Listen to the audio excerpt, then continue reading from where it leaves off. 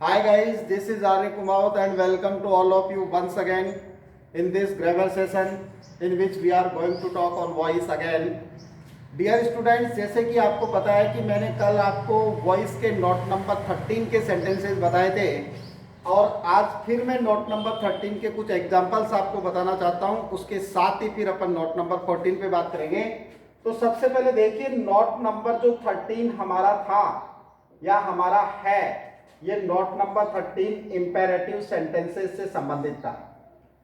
Imperative sentences और imperative sentences के examples पढ़ते समय या देखते समय हमने इस चीज को देख ली थी विशेष तौर से कि इंपेरेटिव सेंटेंसेस के जो वाक्य होते हैं वो या तो मैन वर्ब की फर्स्ट फॉर्म से शुरू होते हैं या फिर प्लीज और काइंडली जैसे शब्दों से होते हैं या डोंट से शुरू होते हैं। तो हमने मैन वर्ब की फर्स्ट फॉर्म से शुरू होने वाले सेंटेंस का भी एग्जांपल्स देख लिए थे।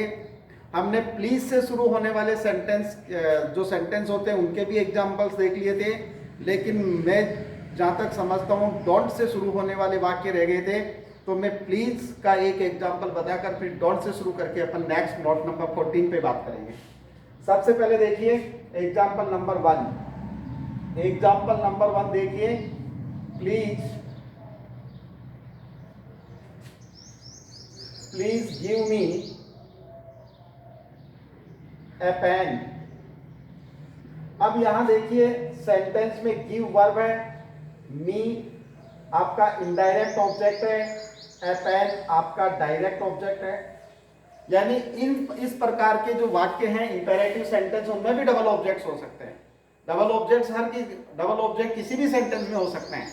तो यहां देखिए, जब आप इस सेंटेंस को चेंज करोगे तो एक्सेस हमारी जो स्ट्रक्चर नंबर ए है जिसमें वाक्य को लेट से शुरू करते हैं, अपन लेट से शुरू करते हैं। Let I be given a pen please. एक तो ये सेंटेंस हो गया हमारे पास जिसमें हमने मी को इधर लेकर इसको आई बना दिया, और दूसरा देखिए आप इसको डायरेक्ट ऑब्जेक्ट से भी बना सकते हैं। तो क्या बन जाएगा, let a pen be given to me please.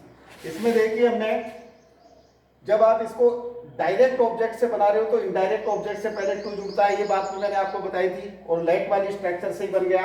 और दूसरी जो हमारी स्ट्रक्चर थी, जो स्ट्रक्चर नंबर हमारी बी है, जिसमें अपन ने एक हिडन ऑब्जेक्ट माना था, एक हिडन ऑब्जेक्ट जिसको अपन यू माना है, और यू आर के साथ ordered, requested, suggested, commanded, forbidden जो भी वर्ड्स हैं वो अपन सेंस के अकॉर्डिंग लगाएंगे। यहां सेंटेंस में प्लीज आ गया, तो प्लीज के लिए क्या आ जाएगा, रिक्वेस्टेड। तो अपन ने लिखा यू आर रिक्वेस्टेड, REQUESTED। और आगे देखिए give me a pen, active voice का वाक्य जोड़ना आगे। तो प्लीज को तो इसमें लिखना नहीं है क्योंकि प्लीज का भाव रिक्वेस्टेड में आ गया, और आगे क्या लिखेंगे, requested to give me a pen, इसके बाद में अपन डू नॉट या डोंट से शुरू होने वाला सेंटेंस देखते हैं। अब देखिए इसका example number 2। Don't appreciate wrong people in life. कभी भी जीवन में गलत लोगों को अप्रिशिएट मत करो। अब ये सजेशन भी है, ये ऑर्डर भी है, तो आप इसको लेट से बना सकते हैं। तो सबसे पहले अपन एक्स हमारी स्ट्रक्चर नंबर ए से बनाते हैं। तो क्या हो जाएगा, let wrong people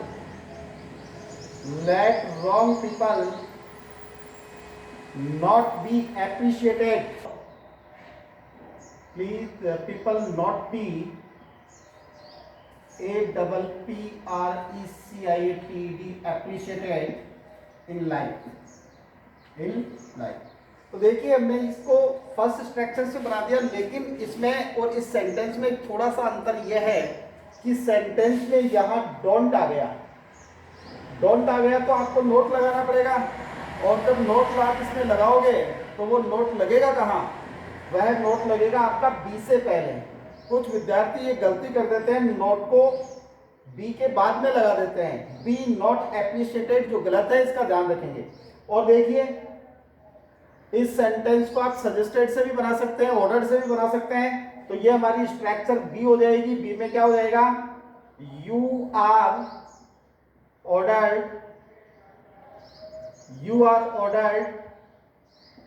not to, या सजेस्टेड वर्ड यूज कर लेता हूं मैं, you are suggested not to APPRECIATE appreciate wrong people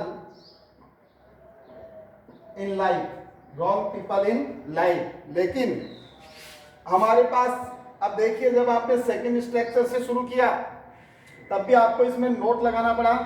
तो नोट आया कहाँ, टू से पहले, यानी फर्स्ट स्ट्रक्चर में नोट होगा बी से पहले, और सेकंड स्ट्रक्चर में जो नोट होगा वो होगा टू से पहले।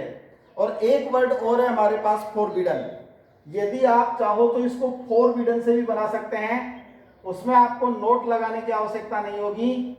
You are forbidden to appreciate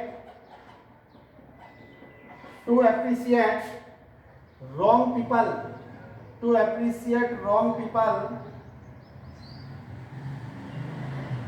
in life, wrong people in life, ये आपकी स्ट्रक्चर होगी। अब देखिए अपन इसमें नेक्स्ट नोट देखते हैं, नोट नंबर 14। नोट नंबर 14, और देखिए आपका नोट नंबर जो 14 है, dear students, I want to tell that note number 14 is also related to imperative sentences. ये भी इंपेरेटिव सेंटेंसेस से रिलेटिव ही है, लेकिन मैं इन सेंटेंसेस को अलग से नोट नंबर 14 के माध्यम से इसलिए बताना चाहता हूं क्योंकि ये वो इंपेरेटिव सेंटेंसेस है जो लेट से आरंभ होते हैं। किससे आरंभ होते हैं, लेट से आरंभ होते हैं। तो अपन को ये ध्यान रखना है कि लेट से शुरू होने वाले जो एक्टिव वॉइस के वाक्य होते हैं उनको पैसिव वॉइस में कैसे बदला जाता है। यह तो आपको पता है कि एक्टिव वॉइस के इंपेरेटिव सेंटेंसेस को पैसिव वॉइस में बदलते समय अपन सेंटेंस को लेट से शुरू करते हैं, लेकिन एक्टिव वॉइस के सेंटेंसेस भी लेट से शुरू होते हैं। तो जो वाक्य ऑलरेडी लेट से शुरू हुआ है उसको पैसिव वॉइस में कैसे बदलेंगे, ये अपन को थोड़ा सा देखना है। तो इसमें देखिए, सबसे पहले एक्टिव वॉइस की स्ट्रक्चर बताता हूं मैं आपको। नंबर 1, वाक्य लेट से शुरू होगा, plus indirect object, plus verb की first form, plus direct object, और प्लस अदर वर्ड्स होंगे। प्लस क्या होंगे, अदर वर्ड्स होंगे। जब आप इस वाक्य को पीवी में चेंज करते हैं, मीन्स पैसिव वॉइस में चेंज करते हैं, तो वाक्य का आरंभ तो लेट से ही होगा। आपका पैसिव वॉइस का वाक्य भी लेट से ही शुरू होगा, लेकिन यहां चेंजेस हो जाएंगे। क्या हो जाएगा कि जहां आपका इनडायरेक्ट ऑब्जेक्ट है वहां आपका डायरेक्ट ऑब्जेक्ट आ जाएगा, प्लस आप बी लगाकर वर्ब की थर्ड फॉर्म लिखेंगे, और फिर बाय लगाकर आप इनडायरेक्ट ऑब्जेक्ट लिखेंगे, और फिर आपके अदर वर्ड्स आ जाएंगे। अब देखिए सेंटेंस, सबसे पहले अपन इसका एक एग्जांपल देखते हैं। Example number 1, let me ask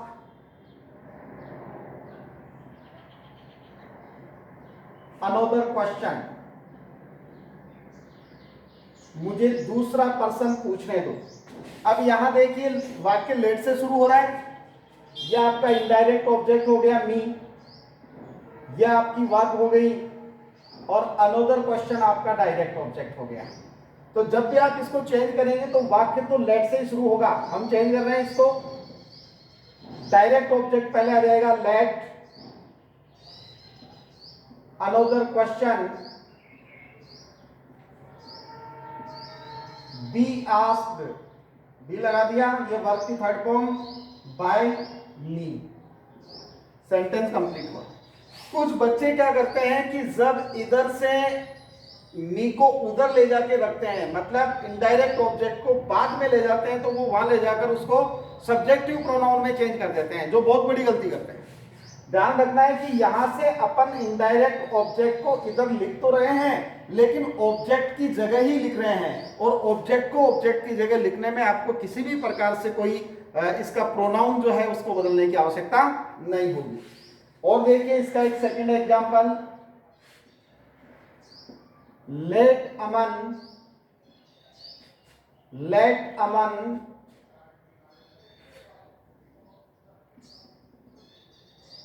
do his work। Aman को अपना काम करने दो।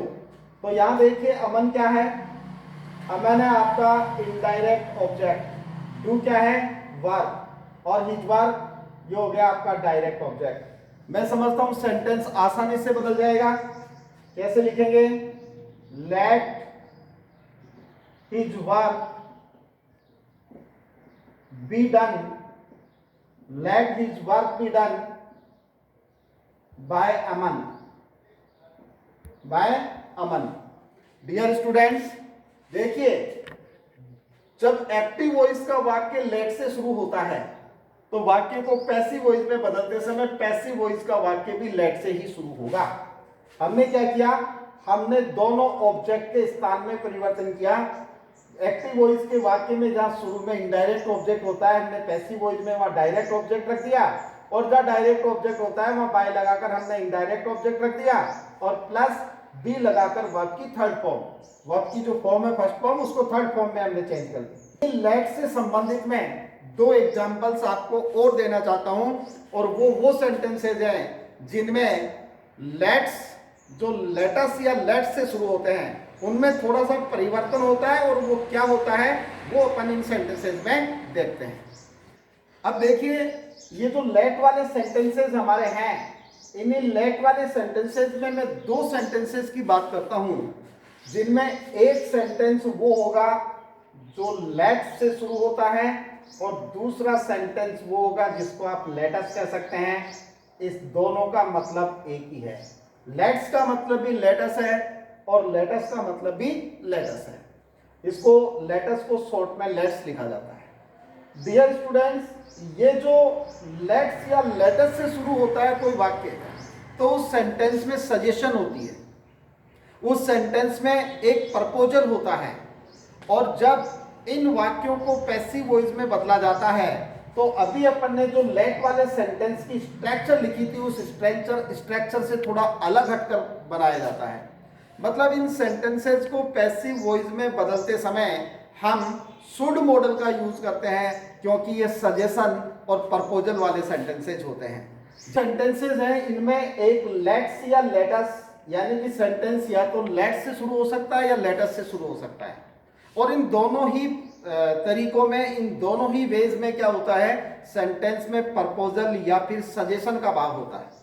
और जब सेंटेंस में प्रपोजल या सजेशन का भाव होता है तो शुड मॉडल के साथ सेंटेंस को पैसिव वॉइस में बदलना ज्यादा अच्छा रहता है, यानी कि इस सेंटेंस को शुड मॉडल के साथ यूज किया जाता है। तो ध्यान रखिएगा, यदि आपका लेट वाला सेंटेंस लेट के बाद कोई इनडायरेक्ट ऑब्जेक्ट न होकर या इनडायरेक्ट ऑब्जेक्ट के रूप में अस आ जाए या लेट से शुरू हो जाए, तो उस वाक्य को पैसिव वॉइस में कैसे बदलेंगे। सबसे पहले देखिए एग्जांपल नंबर 1, सेंटेंस लिखा let's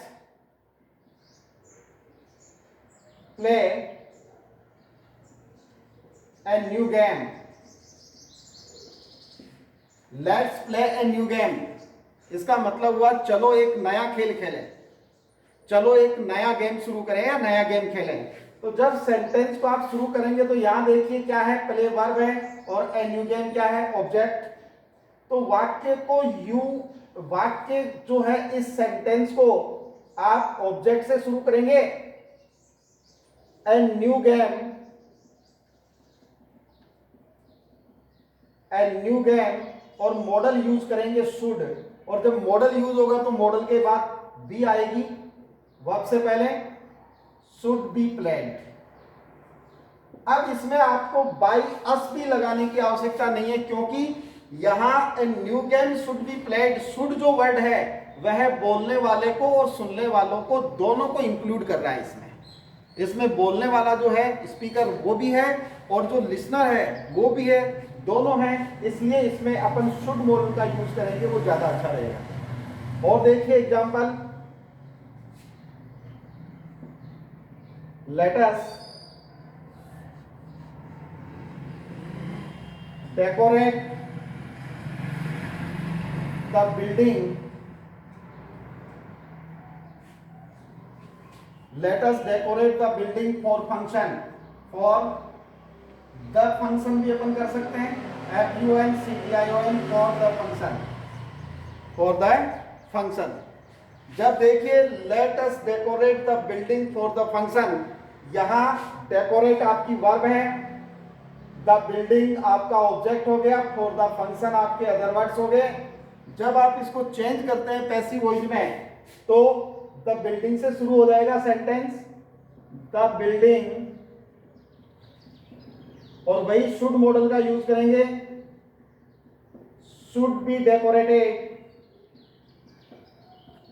should be decorated for the function, for the function.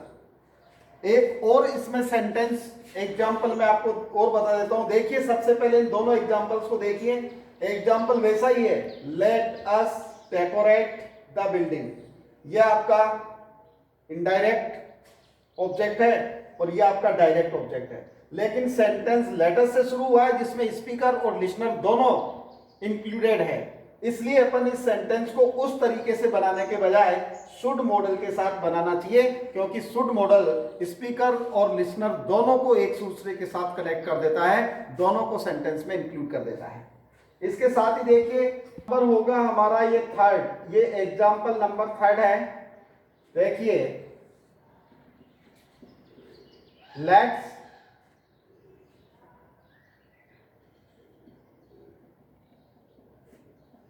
Let's complain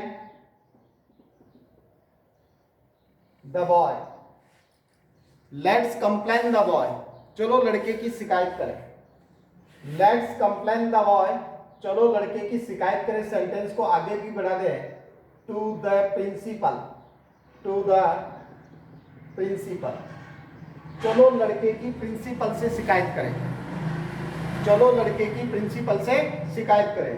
जब अपन इसको चेंज करेंगे तो द बॉय आपका ऑब्जेक्ट है, कंप्लेन आपकी वर्ब है और टू प्रिंसिपल ये अदर वर्ड्स हैं। सेंटेंस को चेंज करेंगे, बॉय से शुरू हो जाएगा, तो क्या हो जाएगा, the boy should be, the boy should be complain, COMPLAINED, the boy should be complained to the principal, to the principal, to the principal। One more sentence, let us build a